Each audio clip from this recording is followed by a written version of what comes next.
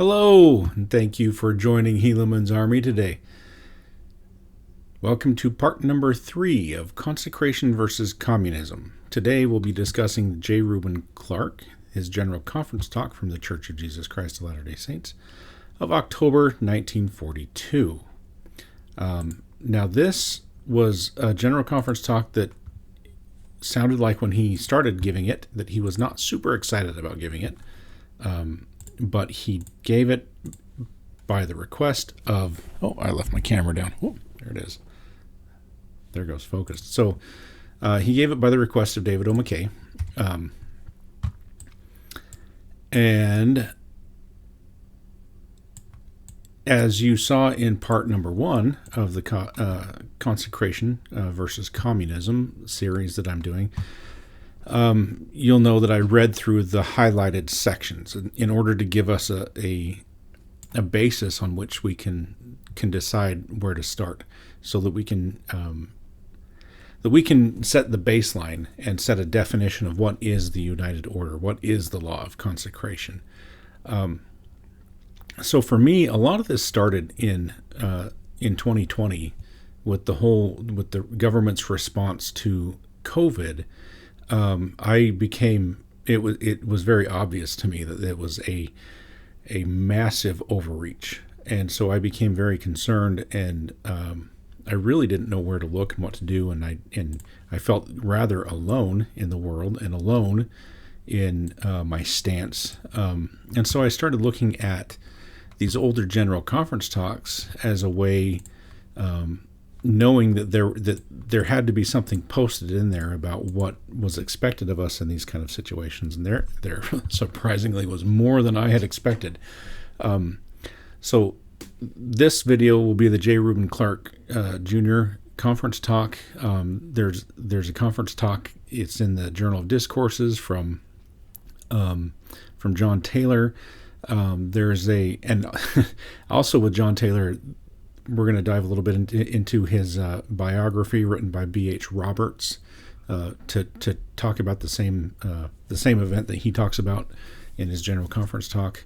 And then there's still quite a bit more out there, and I think it's just a good idea just to set this precedent, or set the baseline, so that we all know and understand what it is that the Church of Jesus Christ of Latter-day Saints actually teaches, and not what we think we want it to teach. Because it's so often I hear people talking about communism or socialism, and they don't really know what the church truly, honestly teaches. They just hear the law of consecration, and they just immediately equate it with socialism and communism. And I'm not gonna hide quotes that may disagree with me or may paint this in a different way. In the early 1900s, there were some quotes in General Conference that kind of conflated the two.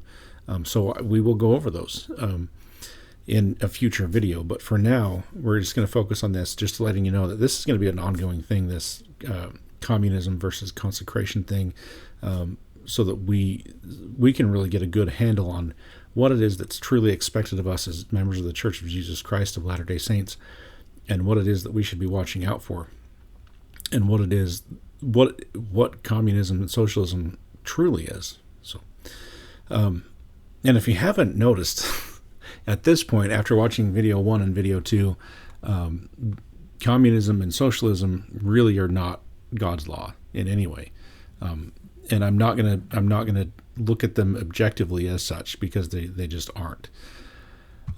And so if you want an objective, like happy-go-lucky look at communism and socialism, this is really the wrong series to be watching. But if you want to know that this is truly what it is, and this is truly what the law of consecration is, and this is the fruit of this ideology, then stick around, because we're going to go through all of the sources from the Church of Jesus Christ of Latter-day Saints that I can find. And I'm sure I'm going to miss some. There's quite a few, so I'm sure I'm going to miss some. But let's get into this General Conference talk before this video gets too lengthy. This is, "Brethren, I have been trying for a week to relieve you of this experience, but Brother McKay, so kind, so sweet, and so merciful, has been perfectly adamant. So I stand before you here, not to preach, but to counsel with you. There is a great deal of misapprehension among our people regarding the United Order.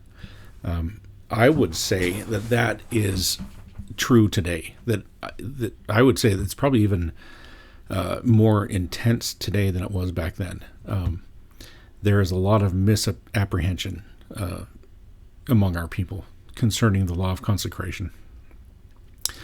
So I have not been able to believe that the United Order meant what some people have thought it meant. So within the last months, I have spent quite a little time reading the revelations thereon, and also reading our history, and at the same time giving some consideration to a dissertation which has been written regarding the order. There is a growing, I fear growing, sentiment that communism and the United Order are virtually the same thing. Communism being merely the forerunner, so to speak, of a reestablishment of the United Order. I am informed that ex-bishops and indeed bishops who belong to communistic organizations are preaching this doctrine. So I thought that perhaps if I said just a few words to you tonight regarding that way I interpret the revelations that are printed about this in the Doctrine and Covenants. If there are other revelations about the order, I do not know of them. I thought if I said something about it, it might be helpful.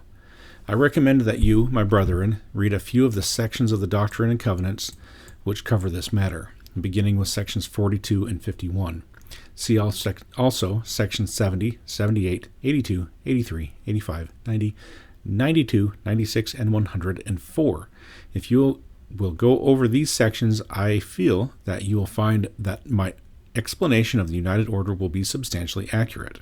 Okay, so I know that my video number 1 was super long. I know it's really hard to get through. I know that it's really kind of dry. I know that I'm just talking about Doctrine and Covenant these sections of the Doctrine and Covenants, but it gives you a really good basis for the remainder of this series.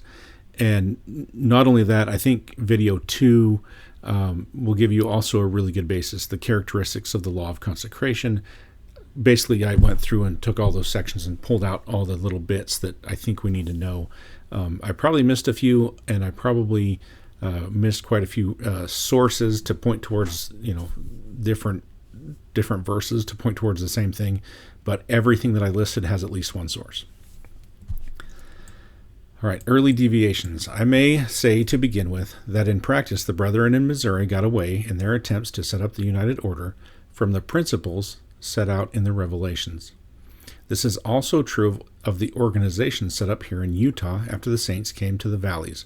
So far as I have seen, there has been preserved only one document that purports to be a legal instrument used in connection with setting up of the United Order, and that document is without date. It is said to have been found among the papers of Bishop Partridge. It was a lease-lend document. You may have heard that phrase before. Under this instrument, the church leased to Titus Billings a certain amount of real estate and loaned him a certain amount of personal property. This instrument is not in accordance with the principle laid down in the Revelations touching upon the United Order.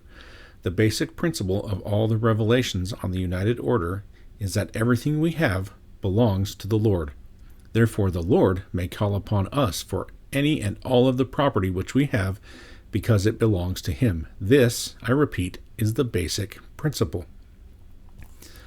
One of the places in which some of the brethren are going astray is this. There is continuous reference in the Revelations to equality among the brethren, but I think you will find only one place where that equality is really described, though it is referred to in other revelations. That revelation, Doctrine and Covenants 51 verse 3, affirms that every man is to be equal according to his family, according to his circumstances, and his wants and needs. See also Doctrine and Covenants 82:17 and 78:5 through 6. Obviously, this is not a case of dead-level equality. It is equality that will vary as much as the man's circumstances, his family, his wants, and his needs may vary. So, as I pointed out in video number 1 and in video number 2, that equality is I also pointed that out very clearly.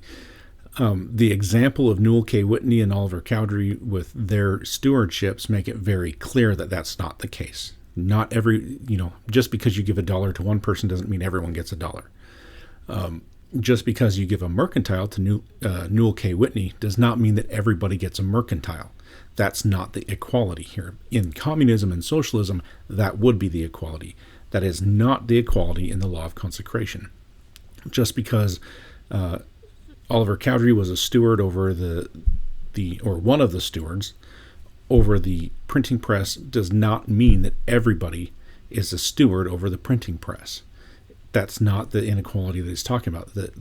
It varies as much as the man's circumstances, his family, his wants and needs may vary. And it's interesting to me that wants are included. I think that's really fascinating because, quite frankly, as far as I understand it, not as far as I understand it, but as far as I interpret it, the needs come before the wants. At least in my life, that's the way it works. All the needs come before my wants. I have to pay my bills before I can go out and get something I want. I don't go into debt to go buy things. I make sure I have money to go buy them. I'm one of those people that if it requires debt, I don't do it. So I make sure I pay cash for everything I can. So that's just the way I view it. Personal opinion. Consecration. In the next place, under the United Order, every man was called to consecrate to the church all of the property which he had. The real estate was to be conveyed to the church.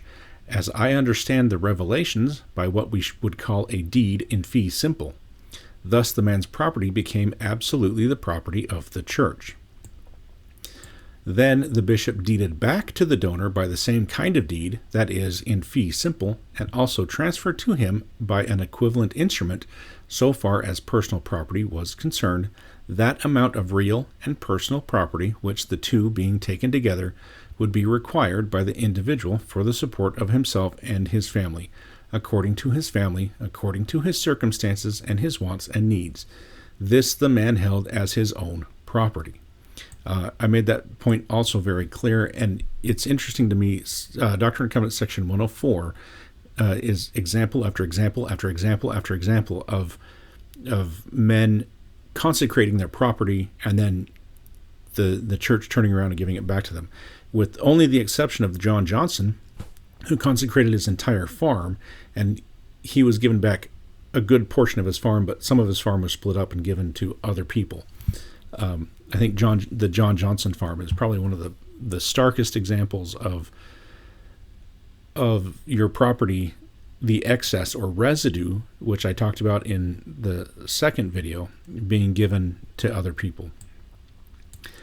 So back to the General Conference talk. In other words, basic to the United Order was the private ownership of property. Every man had his own property from which he might secure that which was necessary for support of himself and his family.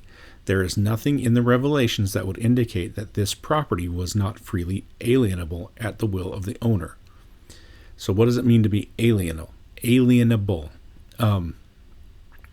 If it's freely alienable, it means that I can sell it. So I consecrated my land to the church. The church, God consecrated it back to me, and I am now the steward of that property. And I am a private owner of that property. I can take that property and still sell it. It's not, I don't have to go to the church and ask for permission to sell my property. It's mine. It is privately owned. And if selling it is good for the steward, good for the stewardship of that property, then that would be the case. And we saw that actually in Missouri when they sold their farms to move. They put their farms up for sale so that they could leave. It was not contemplated that the church should own everything or that we should become in the church, with reference to our property and otherwise. The same kind of automaton mannequin that communism makes out of the individual, with the state standing the head in place of the church. So what he's saying there is that in socialism and communism, it's the state that owns all the property. You don't really own anything. You get you are lucky enough to live on it. It's given to you as a way to be equal. Now, and equal in the socialist or communist sense. Now, that part of man's property which was not turned back to him, if he had more than was needed under this rule of equality, already stated, became the common property of the church, and that common property was used for support of the poor of the church. It is spoken in the Revelations as a residue of the property. I talked about that at length in video number 2, Doctrine and Covenants, section 42, verses 34 through 36. But there's residue. If you think about it, there's a lot of residue, whether it be property, whether it be monetary income, which is what we would see today most of the time as monetary income, or it would be residue as in time. Time is also a residue. There's a lot of things that are included in the law of consecration that are not included in these economic, socialist, or communist ideas. So land portions. Furthermore, it was intended, though apparently it did not work out very well, that the poor coming into Zion, and by Zion I mean here, Missouri, the poor coming into Zion were to have given them a portion of land, which land was to be either purchased from the government, and it was planned to purchase large areas from the government, or purchased from individuals, or received as consecrations from members of the church. The amount of this portion was to be as such as would make him equal to others according to his circumstances, his family, his wants, and needs. The land which you received from the bishop by deed, whether it was part of the land which you yourself had deeded to the church, or whether it came as an outright gift from the church, just as indicated, and the personal property which you received, were altogether sometimes called a portion, sometimes called a stewardship, and sometimes called an inheritance. So in video 2 that I made, I split these all up together under the title of stewardship. So I put stewardship and then inheritance and portion, property. Those are all listed under there.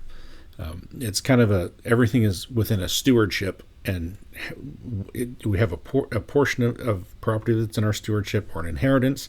So the way I see the portion or inheritance is probably a little different than what J. Reuben Clark is kind of talking about here, because I see the portion being, or the inheritance being, either land or monetary value, something that is physically transferred. As just indicated, there were other kinds of inheritances and stewardships than land or mere personal property. For example, the prophet and others had a stewardship given them to which consisted of the revelations and commandments, Doctrine and Covenants, section 70, verses 1 through 4. Others had given them a stewardship involving the printing house, Doctrine and Covenants, section 104, 29 through 30. Another stewardship was a mercantile establishment, Doctrine and Covenants 104, 39 through 42. And I think those are very, very valuable and very unique examples. And the reason is that they show that equality is not dollar for dollar across the board. It shows that equality is exactly what J. Reuben Clark has been talking about, that every man according to his wants and his needs and his family. Surplus. I repeat that whatever a steward realized from the portion allotted to him over and above that which was necessary in order to keep his family under the standard provided, as already stated above, was turned over by the steward to the bishop, and this amount of surplus, plus the residues, to which I have already referred, went into the bishop's storehouse, Doctrine and Covenants 51:13, and citations above. And the materials of the storehouse were to be used in creating portions, or, as above indicated, for caring for the poor, in Doctrine and Covenants 78:3, and the widows and orphans, Doctrine and Covenants 83:6. And for the elders of the church engaged in the ministry, who were to pay for what they had received if they could, but if not, their faithful labor should answer their debt to the bishop, Doctrine and Covenants 72:11. Right. So we basically have this stewardship. We are given a portion of land. We can use that land as it's a private ownership, and we can use that to provide for a family. Anything that comes out of that stewardship that is above what is necessary for our needs or wants, again, it's fascinating to me that wants are in there, needs or wants, then goes into the residue or the surplus, or into the bishop's storehouse. Other institutions. Now, as time went on, the system developed. The Lord created 2 other institutions besides the storehouse. One was known as the sacred treasury, into which was put the avails of the sacred things in the treasury for sacred and holy purposes. While it is not clear, it would seem into this treasury were to be put the surpluses which were derived from the publication of the Revelations, the Book of Mormon, the Pearl of Great Price, and other similar things, the stewardship of which had been given to Joseph and others. So I view this one more as like a library, like a church library. At the time, they would sell the Book of Mormon. They needed money to print the Book of Mormon, so I believe that would probably be a part of this of this treasury, of this storehouse. But to me, I see this also not only just the monetary aspect of getting the things necessary to print the books and to share the books, but also the ability to actually view them as if it was a library. I think that would be a part of it, at least that's the way I envision it. The Lord also provided for creation of another treasury, and into that other treasury went the general revenues, which came to the church, such as gifts of money, and those revenues from the improvement of stewardships, as disguised from the residues of the original consecrations, and the surpluses which came from the operation of their stewardships. Doctrine and Covenants 72, verse 11. So the other treasury would be basically you've been given your portion, your allotment. You go out, you earn money for your family, you pay your bills, you cover your needs, you get a few wants, and then everything left over goes into the bishop's storehouse.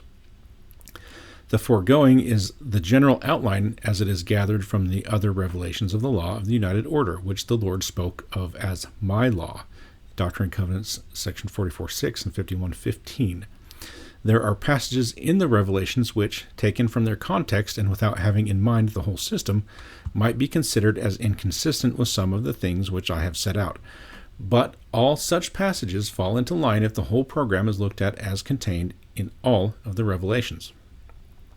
So private ownership is fundamental, and I think I'm going to highlight that because it is very valuable. It's important to know and understand private ownership is fundamental. The fundamental principle of this system was that each was the private ownership of property. Each man owned his portion or inheritance or stewardship with an absolute title, which he could alienate or hypothecate or otherwise treat as his own.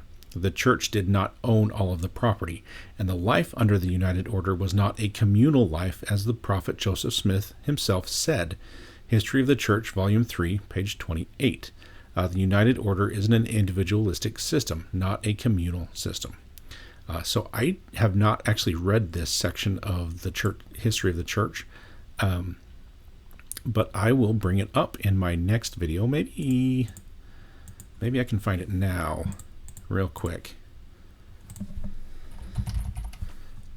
Perhaps. Latter-day Saints, Volume 3. So I know that this is on Project Gutenberg, which is very easy to find, and it's obviously also on the church website. No, that's just the Saints, Volume 3. I want the history. So I'm going to go to Project Gutenberg because on page 28 of this document, we will find exactly what we're looking for here. 5, 6, 27, 28. Okay, so I'm going to make the switch over because I know you guys can't see it yet, but I've got it up and should be easily viewable. As soon as I get everything kind of lined up here so you can see it correctly.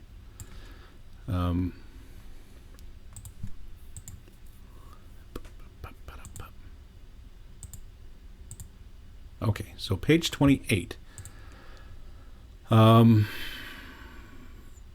This is the first time I've looked at this. I probably should have looked at this and had this ready to go before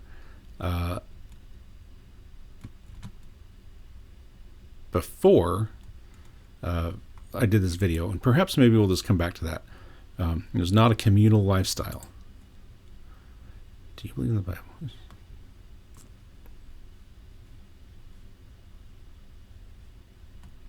But that is page 28. I don't know if page 28 is above or below. I'm assuming it was below, but I'm not sure. I will find that quote and I'll come back to it, because I don't know that that's exactly right where it should be, but I'll find that quote and I'll come back to it. Let's go back to the General Conference report. Okay, and I'll bring it up in another video. I'll make sure I reference that, because I think keeping our references straight and saying no, this really is where it comes from, is I think that's very important. So welfare plan and the United Order. So the welfare plan, I'm going to read this first before I dive into it. We have all said that the welfare plan is not the United Order and was not intended to be.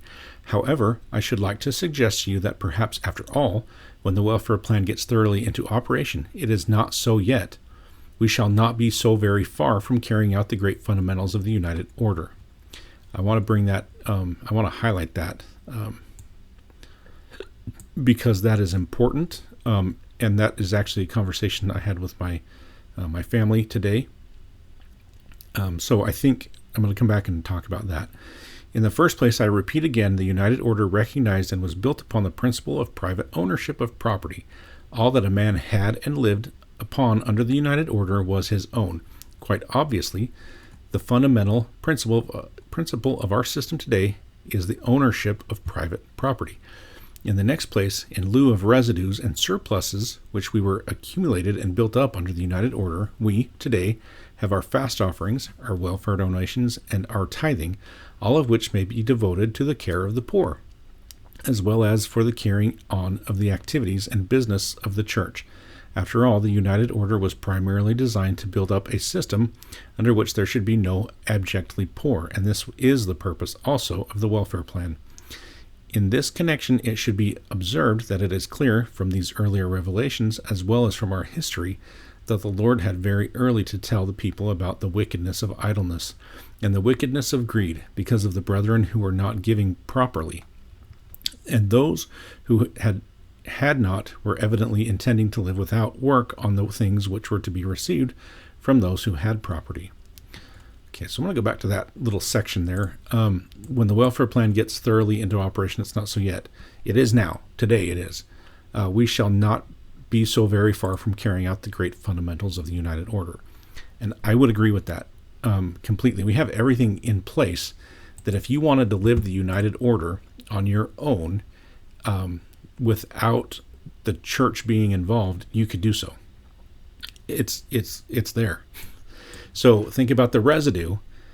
You've got your stewardship, you've got your home, you've got your job, you've got things that are within your stewardship. You take care of your family, and then you take care of your needs, which would be paying your bills, and then you take care of some wants. Now, obviously, not all wants get taken care of on every paycheck, at least not for me, that's for sure. So you take care of your needs and your wants, and then you got residue.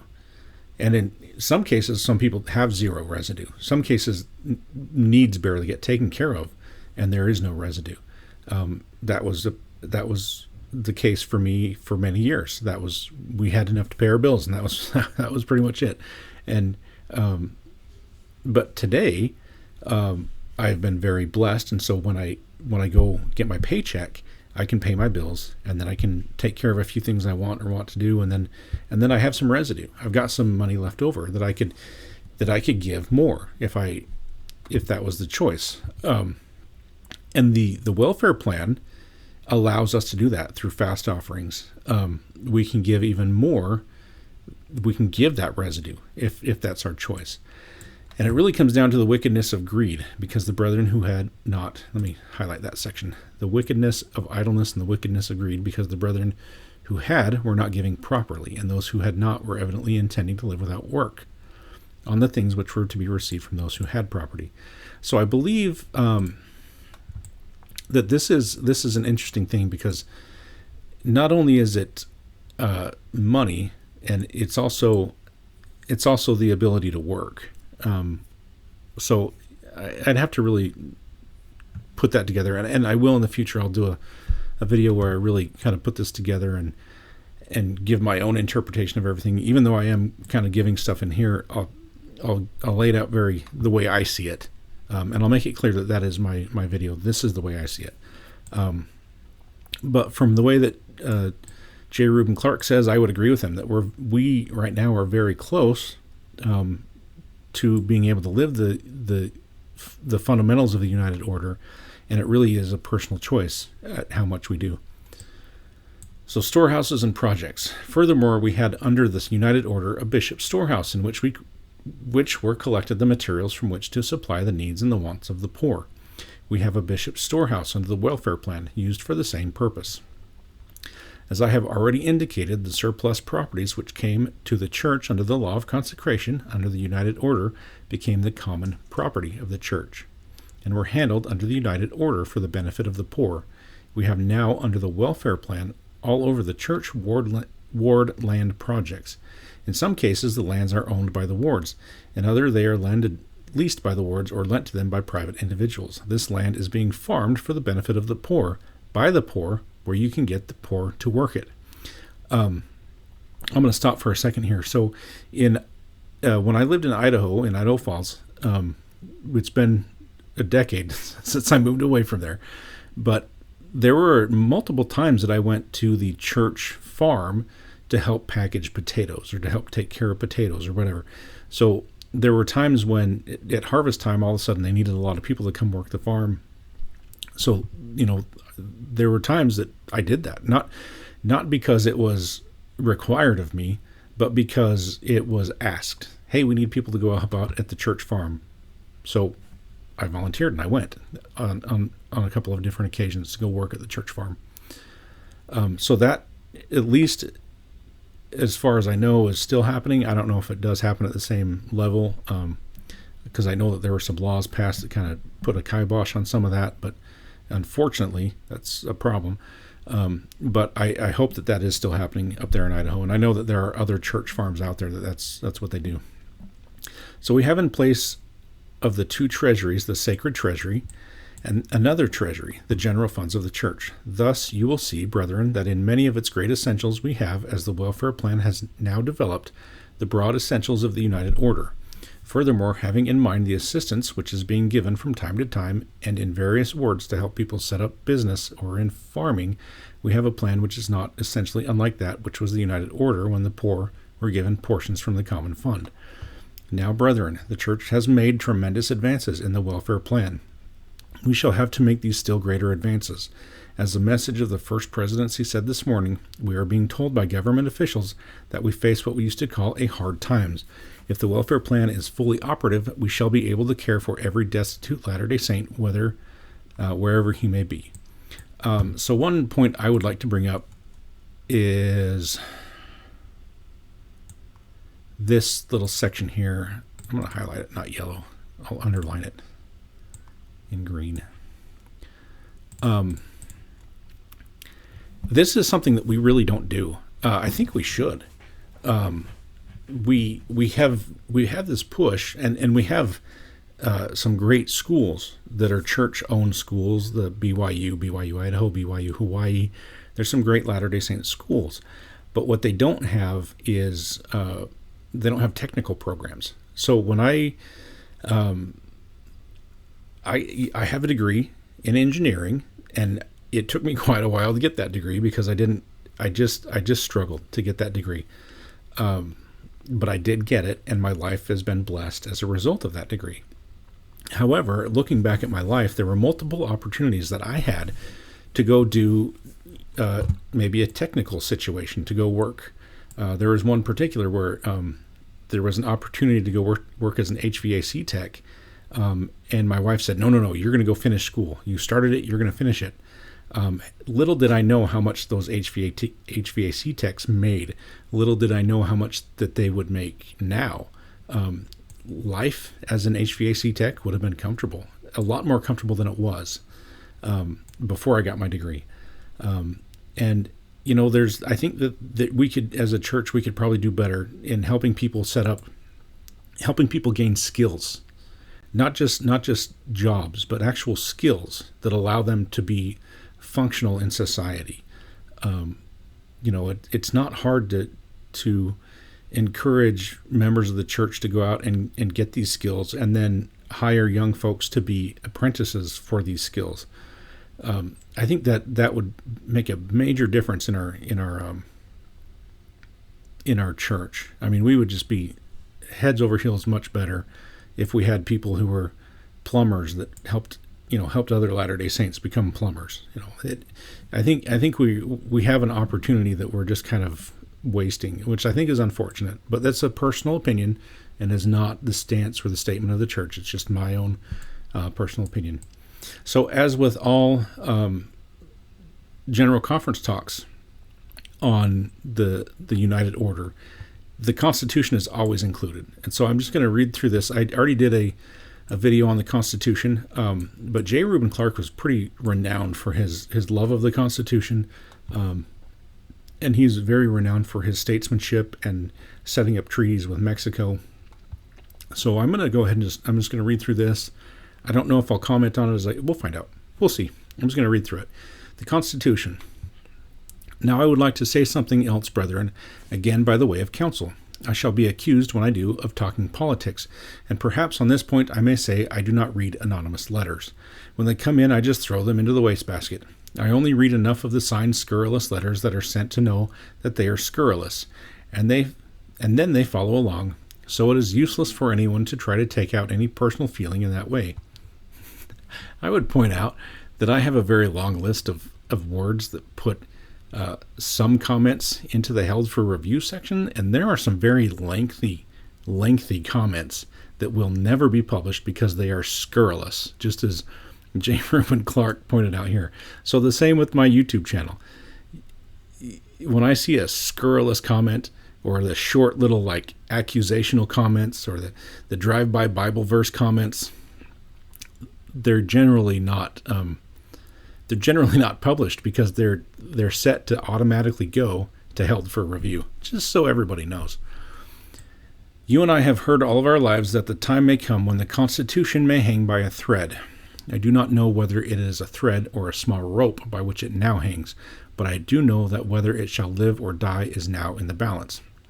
And this is interesting. This was in 1942. He was saying this in 1942. And since that time, our government has gotten far more oppressive, far larger. And the larger the government gets, the more involved it gets in our life, the more oppressive it gets, the less freedoms and liberties we have. So it's interesting to me that he was saying this in 1942. I have said to you before, brethren, that to me the Constitution is a part of my religion. It is a place. I gotta highlight that. That's highlight worthy right there. In its place is just as much as part of my religion as any other part. It is a part of my religion because it is one of those institutions which God has set up for his own purposes, and as one of the brethren said today, set up so that the church might be established, because under no other government in the world could the church have been established as it has been established under this government. That's a great. I've got that quote written down somewhere else, but I think that's a great quote. I think it would be safe in saying that my fellowship with you in the church depends upon whether or not I accept the revelations and the principles which God has revealed. If I am not willing to do that, then I am not entitled to fellowship. That's pretty rough. Anyone else who fails to accept the revelations and the principles which God has revealed stands in precisely the same situation. In the 101st section of the Doctrine and Covenants, which contains a revelation received by the prophet in 1833, when the persecution in Missouri was at its highest, the Lord told the brethren that they should appeal for help. Then he added these verses which I want to read to you. According to the laws and constitution of the people, which I have suffered to be established, and should be maintained for all the rights and protection of all flesh according to just and holy principles, that every man may act in doctrine and principle pertaining to futurity, according to the moral agency which I have given unto him, that every man may be accountable for his own sins in the day of judgment. Therefore it is not right that any man should be in bondage one to another. And for this purpose I have established the constitution of this land by the hands of the wise men whom I raised up unto this very purpose, and redeemed the land by the shedding of blood. I talked about this in a previous video, the redeemed the land by the shedding of blood. That's those are the options: repentance or redeem the land by the shedding of blood. It either comes down to iniquity is either repented of, or the iniquitous people solve the problem themselves. Influence in the Americas. I suppose you brethren will all know, but I will recall it to your attention that the Constitution of the United States is the basic law for all of the Americas, or Zion, as it has been defined by the Lord. You brethren from Canada know that your great British North American Act, in its fundamental principles, is based upon our Constitution, and you know that in the courts of Canada, the reports of our Supreme Court and our federal courts generally are just as persuasive as the decisions of the courts of England, and even more so when questions of constitutional law or constitutional and interpretation are involved. You brethren also know that from the Rio Grande down to the Horn there is no constitutional government except those that are founded primarily upon our own Constitution. In Mexico, the Revolutionary Party, which more than a century and a quarter ago rebelled against the King of Spain and established a republic, copied almost verbatim and practically overnight our Constitution and made it their own. Neither Mexico nor the others to the south interpret their constitutions as we interpret ours. They have different standards and different canons of interpretation, for their fundamental system is the civil law, while ours is the common law. But the great essentials of that document, the Constitution of the United States, which God himself inspired, is the law of Zion, the Americas. So, brethren, I wish you to understand that when we begin to tamper with the Constitution, we begin to tamper with the law of Zion, which God himself set up, and no one may trifle with the word of God with impunity. I think we have a lot of politicians today that need to hear that and know and understand that. Now, I'm not caring today for myself anything at all about a political party tag. So far as I am concerned, I do not know what the man stands for. I want to know if he believes in the Constitution, if he believes in its free institutions, if he believes in its liberties, its freedom. I want to know if he believes in the Bill of Rights. I want to know if he believes in the separation of sovereign power into the three divisions, the legislative, the judicial, the executive. I want to know if he believes in the mutual independence of these, the one from the other. When I find out these things, then I know who it is, who I should receive my support, and I care not what his party tag is, because, brethren, if we are to live as a church and progress and have the right to worship as we are worshiping here today, we must have the great guarantees that are set up by our Constitution. There is no other way in which we can secure these guarantees. You may look at the systems all over the world where the principles of our Constitution are not controlling and in force, and you will find their dictatorship, tyranny, oppression, and in the last analysis, slavery. So I don't know how much I can say about this without getting super political, but I feel the same way. And matter of fact, when I started reading these older General Conference talks, I was far more conservative, but now after going through all this, 4 years later, I definitely am a staunch constitutionalist. I don't care what your party tag is. I just want to know if you support the Constitution. And unfortunately, we are in a situation where neither party truly does. One party straight up ignores the Constitution and uses it only for political purposes. The other one pretends to support the Constitution. And I use the word pretends pretty lightly. There have been laws passed recently that clearly they don't support the Constitution. So I'm dismayed at our current state of affairs. And that's pretty much all I'm going to say right there, other than it really is up to us to help increase the righteousness and the desire for liberty such that we can save the Constitution, because that's what it takes. Allegiance. I have said enough. I believe you understand what I have said. Today, our duty transcends party allegiance. Our duty today is allegiance to the Constitution as it was given to us by the Lord. I like that. I'm going to highlight that one. Every federal officer takes an oath to support that Constitution so given. The difference between us and some of those to the south of us is this down there. Their fealty runs to individuals. Here, our fealty and our allegiance run to the Constitution and to the principles which it embodies, and not to individuals. God give us the wisdom and enable us in these times of trouble and strife clearly to see our way, that we may be instrumental in sustaining the Constitution, in upholding our free institutions, our civil rights, our freedom of speech, of press, of religion, and of conscience. If we shall stand together, we shall save the Constitution, just as has as has been foreseen, and if we do not stand together, we cannot perform this great task. God grant that we may be true. I pray in the name of Jesus Christ. Amen. Okay, so that's J. Reuben Clark. His discussion of the law of consecration and the Constitution. It takes righteousness to save the Constitution. We can't do it any other way. And I know this video is already getting a little long, and I know the first one was very long. So this video was intentionally, this general conference talk was specifically about the law of consecration, but you'll notice that whenever the law of consecration is discussed, that the Constitution is also generally discussed. They kind of come together, and one supports the other. So just throwing that one out there. So this is I think a very good backdrop for the law of consecration. We'll run through a few other talks about the law of consecration and warnings from prophets and apostles over the socialism and communism.